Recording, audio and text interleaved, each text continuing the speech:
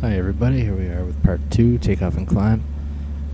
Just to note that we want to have our prop RPM go to 1700 and our power set to 3500 pounds of torque. That's our main settings for our climb mode.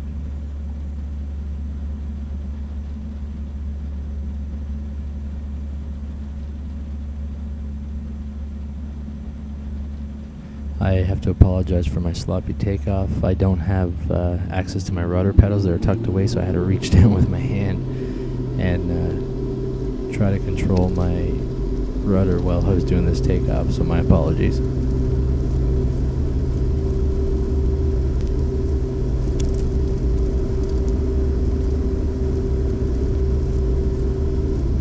Rotate, positive rate, gear up.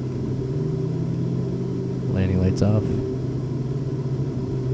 and once we get our stable climb set up, we're going to click the autopilot on button. I have that set up on my joystick, but you can just hit the button if you wish, and then hit climb. That's all you have to do, and just make sure that the aircraft actually does use the autopilot and follow the flight director, etc.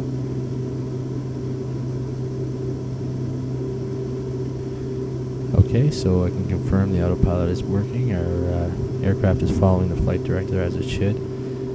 We can control it now via the heading bug, also the VSI bug for our speed if we need it.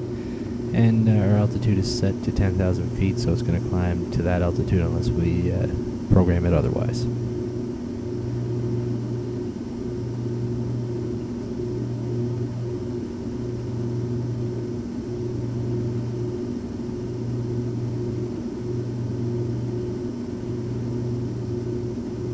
Now we can see our track that we want to be on. I'm just going to bring up the heading bug just to show you this method of doing it. We can just rotate this knob and it's going to change our bug, and we can at least get us set towards an intercept angle.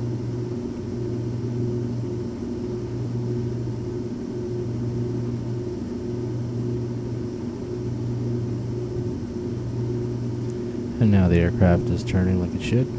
And you can see our GPS line.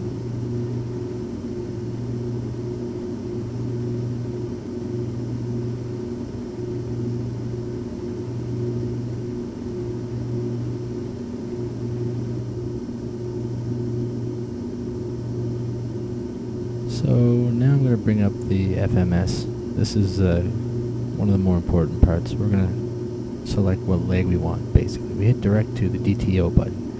We want to go to ARTI, so we put 2 in, hit enter, go back to our flight plan. You'll see that little arrow is on ARTI now. Okay, now you see the GPS, the magenta line is lit up. So now, if I hit the nav button, what you're going to see is the aircraft intercept that line. So I hit nav. It switches on the GPS, it switches it from VLOC mode to GPS mode. It's very important after hitting the nav button to also adjust your VSI again to make sure that you have the right climb rate, because the default climb is lower. When you just hit nav, it goes to like 500 feet per minute or whatever, but you exceed your speed limit like crazy, so you're better off to, as soon as you hit nav, go and adjust that. And now we're tied in with the routing that we selected. It's still going to climb to 10,000 feet as we programmed in the FMS, and it's going to follow that line. This is probably one of my favorite aircraft in FSX. Probably the favorite, actually.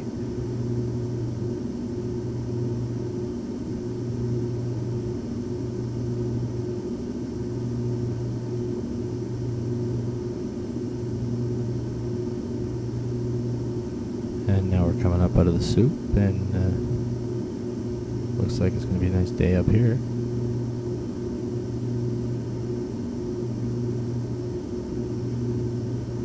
Everything looks stable, all the instruments are reading good.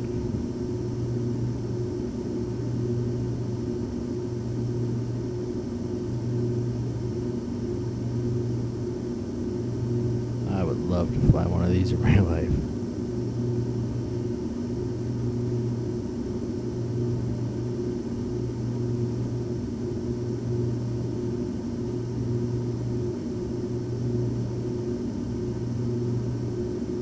Sorry, just trying to adjust my position of the FMS on the screen for you.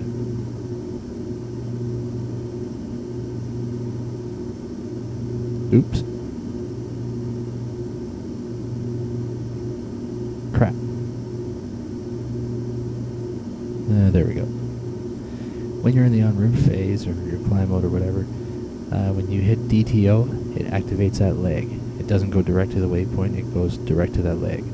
But if you're in the approach phase and you hit DTO, it will go to the actual waypoint that you select. And we'll show you that further on when we actually do the approach. But other than that, that's pretty simple. Now we just monitor everything and watch the climb mode happen. And when we get to 10,000 feet, we'll make sure that we're where we want to be, and we'll change our power setting as necessary, and we'll just continue en route.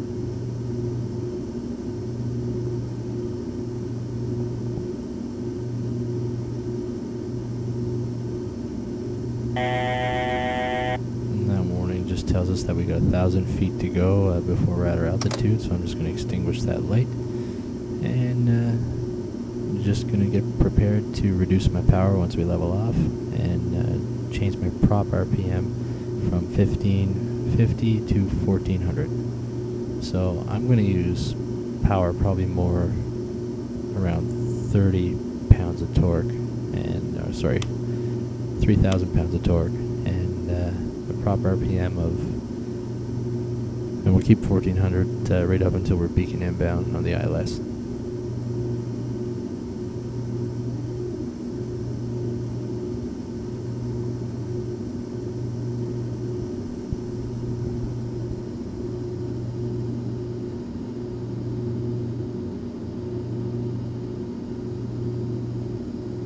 And then here we are, 10,000 feet. I'm going to reduce the power a little bit, and also reduce the prop RPM to 1400, and adjust the speed as necessary for whatever we desire. It doesn't matter. You could keep it at 35, but you might be pretty close to your limit.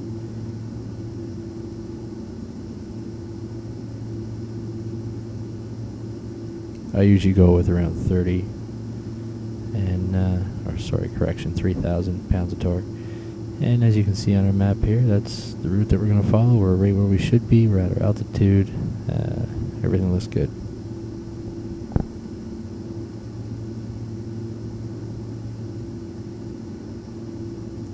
Now you got to remember, I made this video to be as quick as possible for me to set this up and just show you the basics.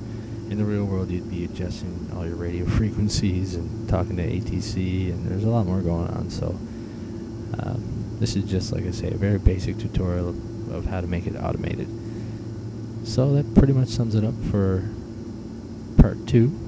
Part 3 is going to be the en route setup of the approach. We'll just set it up, and then part 4 will be the approach. So feel free to check those videos out, and I hope this is helping anybody that's interested in flying this great aircraft. Thanks again.